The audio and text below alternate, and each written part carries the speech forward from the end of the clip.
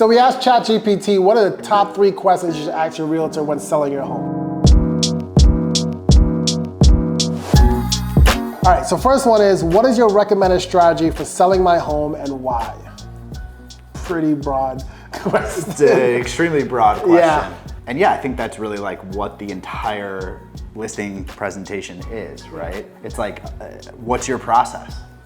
And I think that most agents or a good agent should have a pretty detailed process of how we get from us sitting here today to you moving out, getting that money in your bank account. That part of it, I think, is just like basically what they're saying is, what's your process? How are you gonna bring this to market? How are you gonna get this in front of the right people? How are you gonna get people through the door? How are you gonna get an offer? How are you gonna negotiate? How are you gonna get me through? I think I agree with all of that. I think when I looked at that question, my thought process was explaining the things that I'm doing is your strategy. Because I feel like sometimes it's, oh, you just take pictures and list the property. No, you have to take high definition photos. No, you have to actually do a video walkthrough. You have to do a floor plan. Like, those are all strategies. Those are just the things we're doing. Why? When you're looking on sites like Zillow and Trulia, it's pretty much geared towards looking pretty. So if you have the nicest looking things, it's going to look better against all the other things you're going against. If you have a floor plan, that buyer could already, by the time they get there, start thinking about where they want to put stuff. So they're not focusing it on, this door was a lot further away from no, they're going, I know exactly where everything should be. And they're actually coming to see if they like the actual home, not to figure out if their couch that they bought 5 years ago could fit in the living room. Right. Because that's what I see so much, where I have clients that do that, which is fine. Like, you're buying a house, like, you should be concerned about that. But the reason why they're concerned about it, because there was just no floor plan. Yeah. Like, that's a strategy to help sell your home better. Pricing, when we go back and forth of, I want to list my home for this price. It's not just a price, it's a strategy. This price will get X amount of people in, this price will get X amount of people in. What I always say is, price at the end of the day is our best marketing tool. You know, you would think most agents know, okay, let's get professional photos. You would think most agents say, okay, let's get a floor plan. A lot of them don't. You do Matterport, which is like the virtual tour. All of those things, in my opinion, should be standard across the industry. They're not, unfortunately, but then on top of that, there's differentiators. And I think that throughout that process, you know, when we sit down in this listing presentation, like I said, a lot of it is going through kind of our process, but also highlighting the differentiators. What makes us different from agent X, Y, Z, whatever.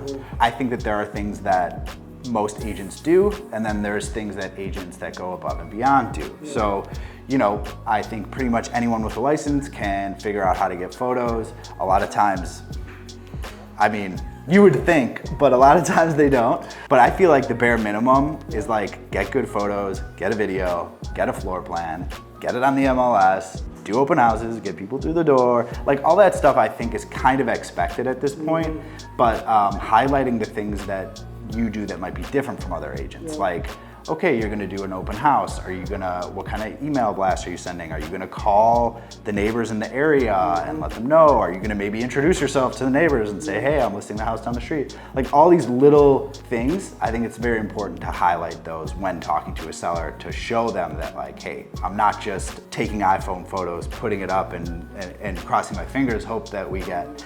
Because over the last year, you could get away with it, right? Oh, yeah, for sure. Like, you could get away with shitty photos because people are so desperate and rates are 3, 2.5, 3. So they're gonna come and they're gonna look and probably buy it anyway. But I think as we see the market shift a little bit, whenever that happens, you're gonna start seeing the agents that go above and beyond taking more market share, because they can communicate the fact that I'm not just the guy that's here to snap photos, get it up, and then put it on a lockbox and let people go see it.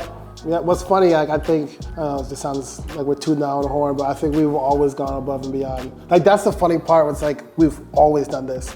We've always done it this way. Good market, bad market, this is a process. You have to, because the second that you don't do those things, you know, like, you sit back and that becomes the norm. Yep. And then when it's time to go do those things, you're like, oh yeah, I forgot, I gotta send out this flyer or this email blast or whatever it is, because you didn't have to do it 6 months ago. Yep, So I think you have to treat every deal the same, regardless of the market, regardless of the price point. You have to do all those things to check the boxes, because it's our job. That's what we get paid for. I agree. I keep saying these things that sound like I love talking about myself, but I do. The other thing I think that helps market the home is the agent. Yeah, of course.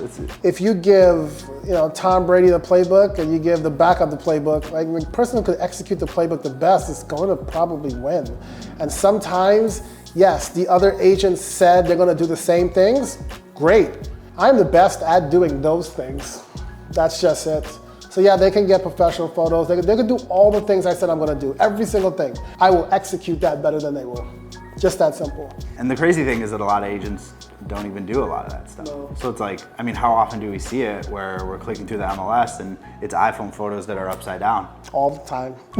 All the time. It's like, come on. Yeah. Like, you gotta at least look at the listing once you post it. Like, maybe you should rotate those. What's hard about it is we send our clients, searches through Compass and Top Agent Network and PLN and things of that nature. But most everyone is looking at those syndicated sites, Zillow, Trulia, Realtor.com, and it's geared towards just catching their eyes. It's like, I know you don't care about putting up great photos, but that other random person that probably would have bought their place wasn't intrigued by that crappy photo you put up. We, on the other hand, look at everything. So we see crappy photos and go, oh, gotta look at it anyway, because we understand the market. We know if you see, a 2.2 under 500 in this neighborhood, you're like, let's go. Let's see what it is. Where the average buyer just might not. It's like, I don't know, that doesn't look good. I don't know where the back door is, X, Y, and Z. So right. I think there's a lot that goes into it, that just in putting up great photos, but I think the agent is also part of the marketing. Yeah, and outside of that too, it comes down to presentation of the actual property, like when you're on a showing. The agent. Oh my God, this turns into like a complaint thing. This is not what we want to do. But going to a showing and you not knowing, I get it. If it's day one, I get it. I've been in that situation. Day one, I'm like, man, let me figure out the HOA. I'm still waiting to hear back from blah, blah, blah. But if we're on day 30 and you can't tell me the reserves. Or if you're just not there. Just don't show up. Right. And here's my thing. I get it. We can't be everywhere at one time. And if that's the case, you should have all the information. If you're not gonna be there, I get it. Everyone's got kids and family and different clients they're working with. I get it. Hey, can I get this, and this? Yeah, we don't have the information for any of those things. Well, and it's also like the ability to read people and to present the property in a way that shows how it can fit their needs. And that's something that I try to do every time I show a property, is I want to ask the right questions so that I know how to position this property in a way that answers the questions that they have, right? Because I know that if we walk in and I know they have 2 kids and 2 dogs and they want a yard and they want to be close to the dog park and they need X amount of bedrooms upstairs, I can position the property in a way that makes it work for them. Or maybe I can't. Even if there's things that, because I feel like the average buyer doesn't have the imagination. And we do, because we've seen thousands of properties. So they might not understand that changing carpet in this bedroom isn't a hassle, or adding a closet door here or changing the way this door, no, that's doable. It's very doable. Oh, that backsplash, you do realize this is X amount. Like, oh yeah, I didn't realize that. Or they might feel as if a closet's too small. You realize, well, this room is 19 feet. You could bring, oh yeah, I didn't think about that. Right. Like, we're able to make it work for that person. And this is why Chat GPT would never replace us, because you need that human component. Right. You need that human component to go, hey, here's what happened in the showing. Here's what I thought they were thinking. Here's what okay, that's the information that you should be able to get. If people weren't involved, real estate would be very easy. There'd be no emotion. Yeah. It'd be so easy. It's worth this, pay this. But people pay over, people sell for less. Like, there's things that are happening that are outside of our control. That's like when clients say, hey JP, this place sold for 25K less. Why do you think that? From the pictures, it looks like the same place. They could have sold it to their family members. They could have had an agent that didn't negotiate properly. Like, they could have been a special assessment in the building at that point in time, and you have no idea. It's tough. So that human component, I think, is huge in our industry. How will you determine the listing price for my home? Based on the comps and based on the market. Yeah, based on the comps, based on the market, based on what plan you want to do. If you're telling me you need to move out of this place tomorrow because you need the money to move into something else immediately, we might have to price this below market value to get it to move quicker. Yeah. Like I know it's worth more, but you telling me you don't have 30 to 40 to 60, 80 days to wait for it. Yeah. I had a client that she said, I don't care how long this takes. All right, let's price it as high as you want to price it. And we did that. Right. And we just waited. Yeah. And it just said, yes, I say this a lot, but I think pricing is your best marketing tool. Yeah. And I think people search in certain thresholds. In the lower price points, it's probably 15, 25. As you get higher in price, it becomes 25, 50, sometimes 100, depending how high the price is. And then the other thing is, again, like what you said, it's the seller's appetite. What do they want to do? Do they want to move quick? Because usually there's 3 ways that you can price a home.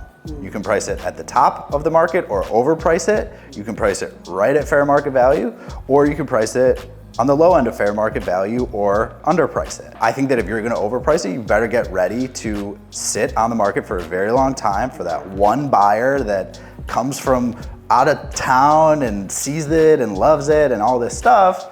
But you better be ready to we're gonna have to lower this price or else you're just gonna sit there forever and then people are gonna think there's something wrong with your property.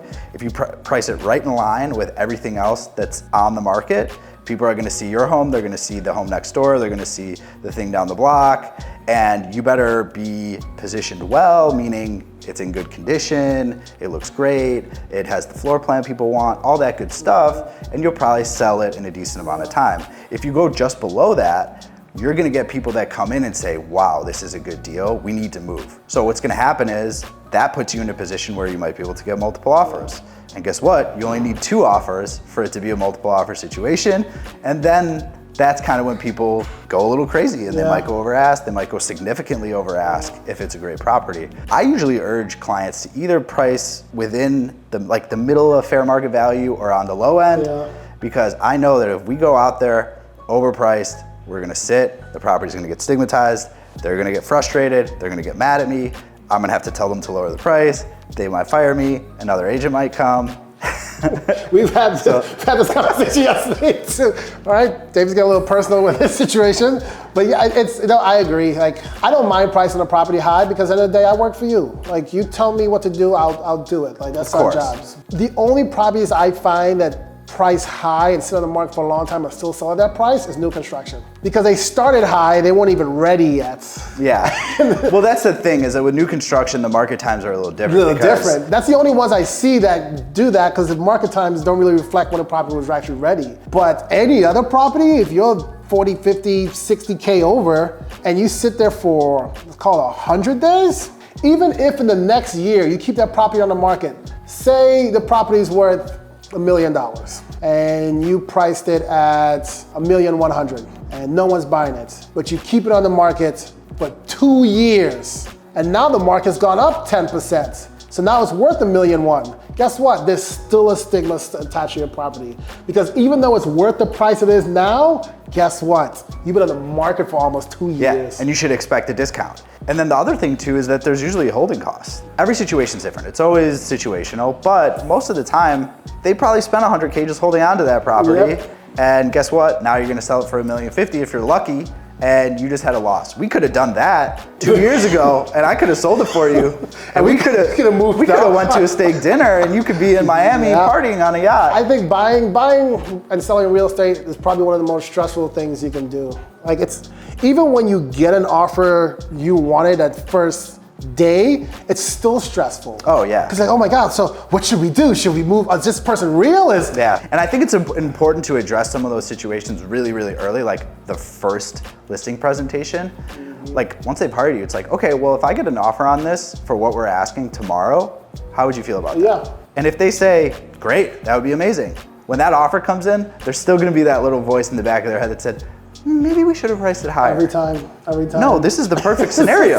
We did it right. This is how we're supposed to do it. Like, do you want to wait and get a higher offer if you sit on the market 30 more days? Like, there's a buyer for every property. There's a scenario that lines up that you probably could get more for this property, but it's like a Marvel universe. It's so many things happening. Like, dude, time is the biggest factor, I think, when selling real estate. Oh, yeah, always. You don't have the time to wait for the market to change.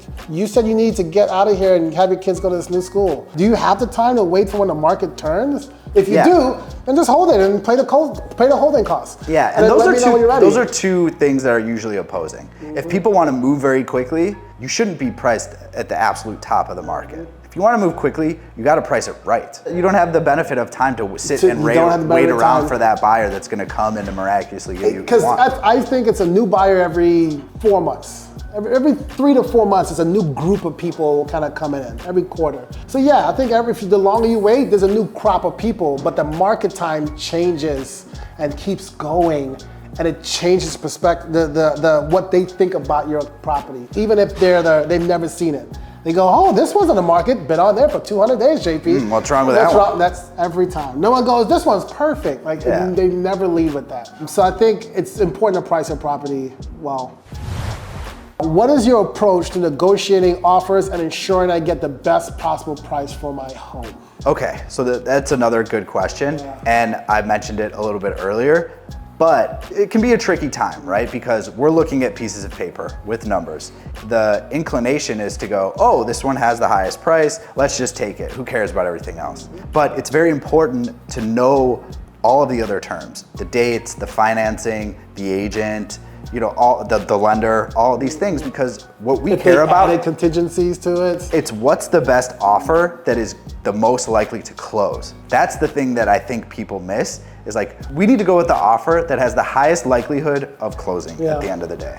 And if it's a little bit less in price than this other one that probably is never gonna close, you're still probably in a better position because that money doesn't really exist until it's in your bank account. Everything has a chance. There isn't a 0% chance, but everything has a chance. So yeah. Do I think this buyer that has their money in crypto that could close in 15 days can close? I think there's a chance, but it's a low probability. Right. We can go with that one, or we can take the other one. I think that's what's tough is, I get it, buying and selling, everyone pays attention to the number, the final number at the top. And there's so many other things that come into play. It's, who's probably gonna close? And this is why having the best attorney, having the best lender, if I'm on the list side, man, the first thing I'm looking at is a lender. Yeah. How are they paying for this property? Okay, never heard of these people before. I'm going to actually call them. Yeah. Hey. Pick up the phone. Could I get in touch with your lender? Great. Let me know how you want to move forward. And a lot of times, I've had on the list side clients not just change lenders, but changing the cash. They were like, yeah, we're done, don't worry about it. Because we were in multiple office situations, hey, you're closed, just a heads up, called your lender, heard nothing back, just letting you know. Okay, hey, we're gonna go cash now. Cool. And if your financial situation is really, really solid, you can go cash with mortgage allowed and basically just take away your contingencies based on it. You could still go get the mortgage, but if for some reason your lender can't get the job done, you better pony up that cash. And if you have the cash, it's a good option. And I'm saying not everyone has that, so I can totally understand. Yeah, most people don't. Most people don't. No, I don't have it. You don't have it. But when it comes to honestly, when it comes to getting the best offer for your property, that's spot on what you said. It's who's going to have the highest likelihood of closing. It's not just the number, because sometimes people want rent backs, they want a specific closing date, they want higher earnest monies. Appraisal's a huge thing now. Yes, this person gave you 90K over, but they're not willing to match your appraisal. Right. Will they close on it if the lender says, actually, you know what, it's worth 70K less than what you're buying for? They're gonna take it for 70K less, and they're gonna fight you on it because you're gonna be 2 weeks from closing, and you're gonna dang it. Right. And then that's what's gonna be tough. Going back to market, no one ever wants to do that. Sometimes you have the ability to have conversations with other offers, and you can kind of make things happen if things fall through. But for the most part, I think when it comes to negotiating, it's us looking at every term possible, not just the money, looking at the agent, their lender, the attorney, and trying to figure out, okay, who are these people? Is this gonna close? Yeah. I think that's gonna be the biggest thing, is not just money, I think terms. Yeah, of course. Money's important. I feel like terms are so important. Yeah. Home sale contingencies, not going as is in multiple offer situations, not doing appraisal gaps. Man, I don't care if they're giving us 30K more. All these terms, Yeah. It makes it tougher. Well, how many times do you see things coming back to the market after being in multiple offer situations where, yeah, those people just wanted to win. So they put whatever number won them the multiple offer situation, then they actually get it and they're like, woo. Yep. Oh. Yep. The amount of time I I've got gotten this calls from agents like, hey, how you doing? Good. So you showed our property the other day and it's under contract, but we're having some issues. Where's your client at? Like, I get those calls all the time. I wait for those calls now because I've had clients losing multiple offers and I'm like, please God, just call me back. Let me know so I can give now. so I can give my clients some good news and we can celebrate a little bit. Yeah. What was the question? Shit. What was your approach to negotiating an offer insurance? Yeah, it's just looking at all the terms. Luckily in this market, it's usually picking the best offer. If we're in a buyer's market, basically the same thing that we said in the other video, where it's knowing the buyer situation and being able to accommodate their situation to make it a win for them as well. And through negotiation, it'll depend on kind of how the agent wants to do it. It'll depend on the condition of the property, location of the property, like all of those things. So it's very specific, so there's not a blanket answer, and there's not a blanket answer for any of these. There's not a blanket, that's the funny part. That's why these videos are so long. Yeah, this is way too long, but that's what's good, is that there isn't a blanket answer for any of these things, because every time we experience something different, it changes our thought process on how we do things. And especially, it's normally when you have a bad experience. Is when we have deals fall through or we lose offers, you start going, okay, how do I next time not lose this deal? Okay, now I have to go one step further, one step further. And this is why it's important having an agent that has done a few deals. Because what makes you a good agent isn't just being a good agent, it's going through the process over and over and over from start to finish going, yeah, I know what they're gonna say, that's not gonna be a big deal, we can get a fix at closing, don't worry about it. Well, when I first started, it's like the AC doesn't work. What, you're not gonna check it? You have to give us $5,000. Yeah, we need the money now. And now it's like, oh, did it turn on? We're good. Like, what do you mean we're good? We'll figure it out. Yeah. Just you start to learn the tricks and the tools and the things that can keep a deal together. Because I think a huge part of being a good real estate agent is being able to keep things together. Because shit, like, stuff comes up. It's just the way it is. It always does. It's just the way it is. There's no perfect property.